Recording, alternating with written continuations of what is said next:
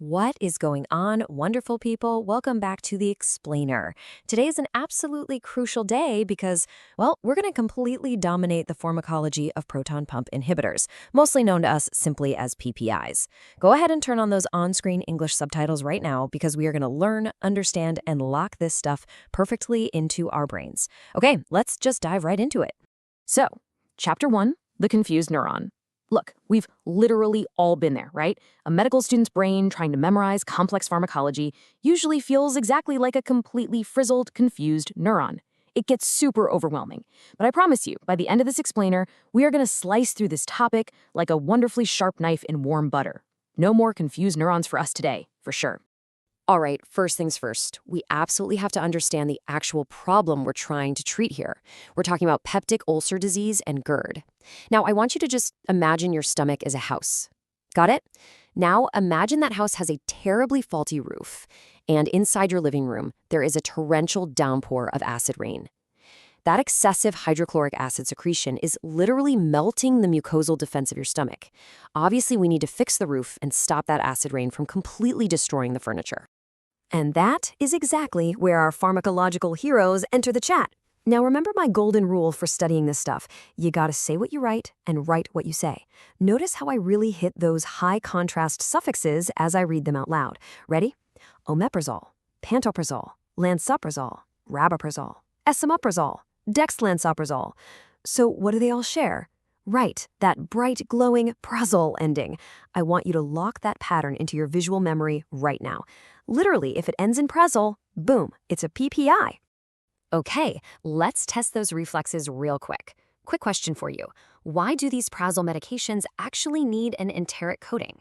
Think about it for just a second. Well, if you guessed it, hit the nail on the head. It's because they are prodrugs. An enteric coating is basically like a tiny suit of armor. You see, these drugs are actually weak bases, and if you were to just drop them into a literal vat of stomach acid, they'd be completely degraded and destroyed way too early. So that coating protects them from the very acid they are destined to stop. It's kind of ironic, right? So let's trace this whole journey step by step. Step 1, the armored pill successfully bypasses the harsh stomach environment and reaches the much safer alkaline duodenum. That is where the armor, the coating, is finally removed. Step 2, as it absorbs, our prodrug enters the bloodstream. Step 3, it gets a free ride through the blood directly to the parietal cell in the stomach lining. And finally, Step 4, boom, the environment changes and it's magically converted into the active drug, the whole shebang. Now here is where the real magic happens, the mechanism of action. The newly active drug forms a stable, covalent bond with the H plus K plus ATPase enzyme, which you probably know better as the proton pump. Notice that phrase, covalent bond, is super crucial here. In chemistry and pharmacology, a covalent bond basically means permanent. It's not letting go. It completely and utterly blocks that pump from spitting out any more protons into your stomach lumen.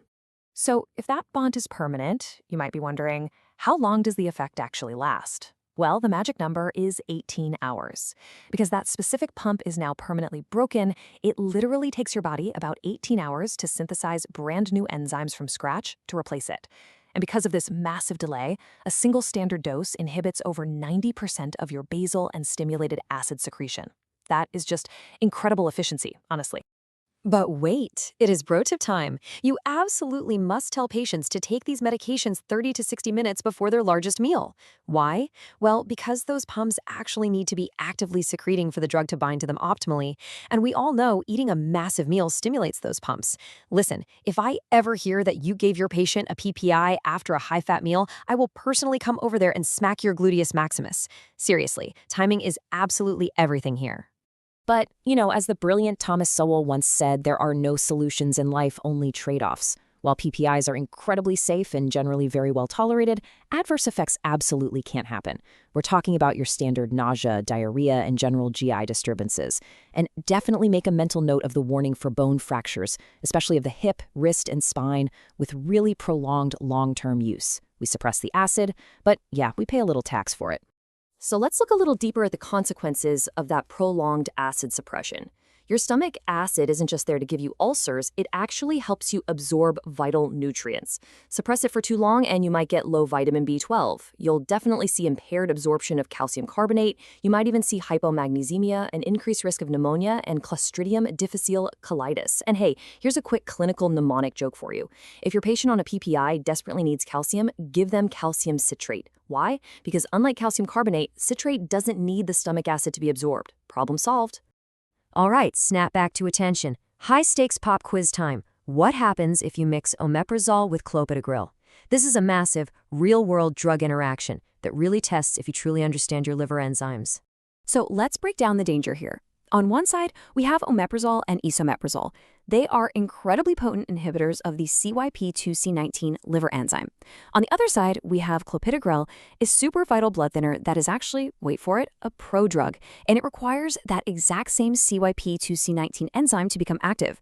So if Omeprazole completely blocks the enzyme, clopidogrel never gets activated, and your patient might literally throw a deadly clot.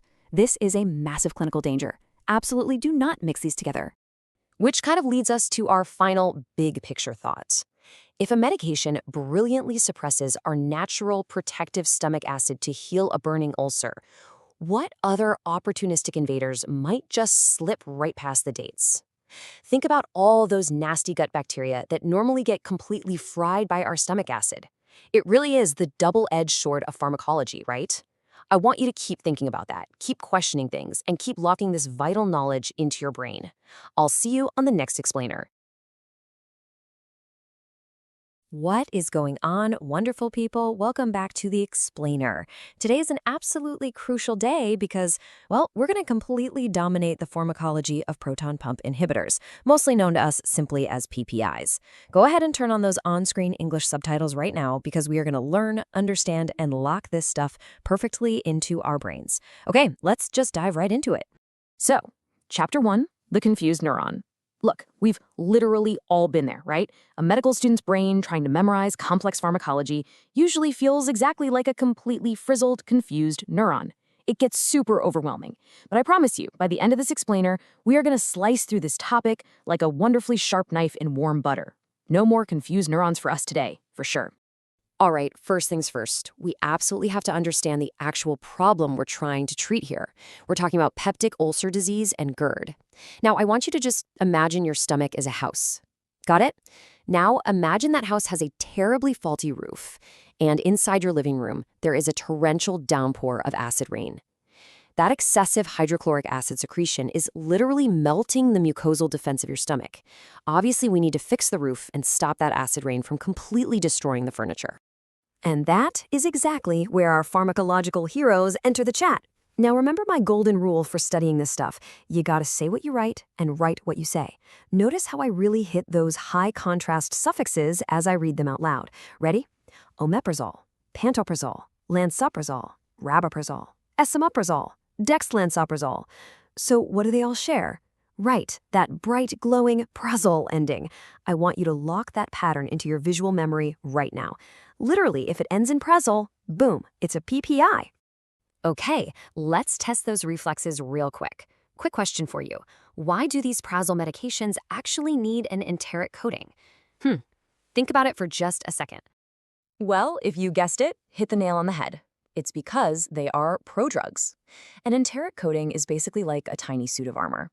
You see, these drugs are actually weak bases, and if you were to just drop them into a literal vat of stomach acid, they'd be completely degraded and destroyed way too early. So that coating protects them from the very acid they are destined to stop.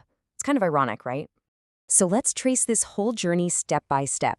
Step 1, the armored pill successfully bypasses the harsh stomach environment and reaches the much safer alkaline duodenum. That is where the armor, the coating, is finally removed. Step 2, as it absorbs, our prodrug enters the bloodstream. Step 3, it gets a free ride through the blood directly to the parietal cell in the stomach lining. And finally, step 4, boom, the environment changes and it's magically converted into the active drug, the whole shebang. Now here is where the real magic happens, the mechanism of action. The newly active drug forms a stable, covalent bond with the H plus K plus ATPase enzyme, which you probably know better as the proton pump. Notice that phrase, covalent bond, is super crucial here. In chemistry and pharmacology, a covalent bond basically means permanent. It's not letting go.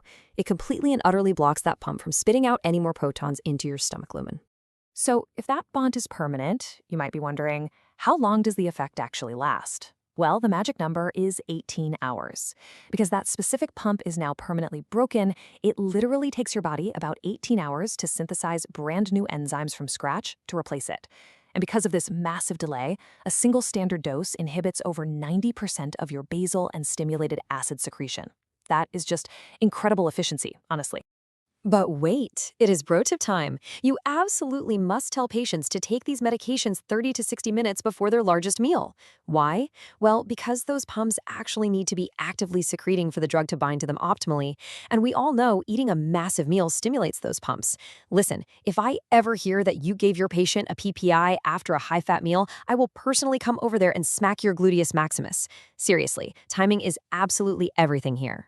But, as the brilliant Thomas Sowell once said, there are no solutions in life, only trade-offs. While PPIs are incredibly safe and generally very well tolerated, adverse effects absolutely can't happen. We're talking about your standard nausea, diarrhea, and general GI disturbances. And definitely make a mental note of the warning for bone fractures, especially of the hip, wrist, and spine, with really prolonged long-term use. We suppress the acid, but yeah, we pay a little tax for it. So let's look a little deeper at the consequences of that prolonged acid suppression. Your stomach acid isn't just there to give you ulcers, it actually helps you absorb vital nutrients. Suppress it for too long and you might get low vitamin B12. You'll definitely see impaired absorption of calcium carbonate. You might even see hypomagnesemia, an increased risk of pneumonia, and Clostridium difficile colitis. And hey, here's a quick clinical mnemonic joke for you. If your patient on a PPI desperately needs calcium, give them calcium citrate. Why? Because unlike calcium carbonate, citrate doesn't need the stomach acid to be absorbed. Problem solved. All right, snap back to attention. High-stakes pop quiz time. What happens if you mix omeprazole with clopidogrel? This is a massive, real-world drug interaction that really tests if you truly understand your liver enzymes. So let's break down the danger here. On one side, we have omeprazole and esomeprazole. They are incredibly potent inhibitors of the CYP2C19 liver enzyme. On the other side, we have clopidogrel, a super vital blood thinner that is actually, wait for it, a prodrug, and it requires that exact same CYP2C19 enzyme to become active. So if omeprazole completely blocks the enzyme, clopidogrel never gets activated, and your patient might literally throw a deadly clot.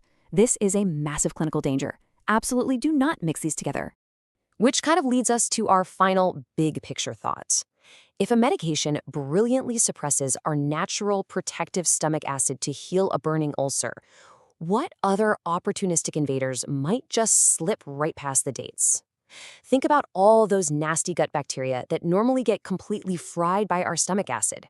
It really is the double-edged sword of pharmacology, right? I want you to keep thinking about that, keep questioning things, and keep locking this vital knowledge into your brain. I'll see you on the next explainer.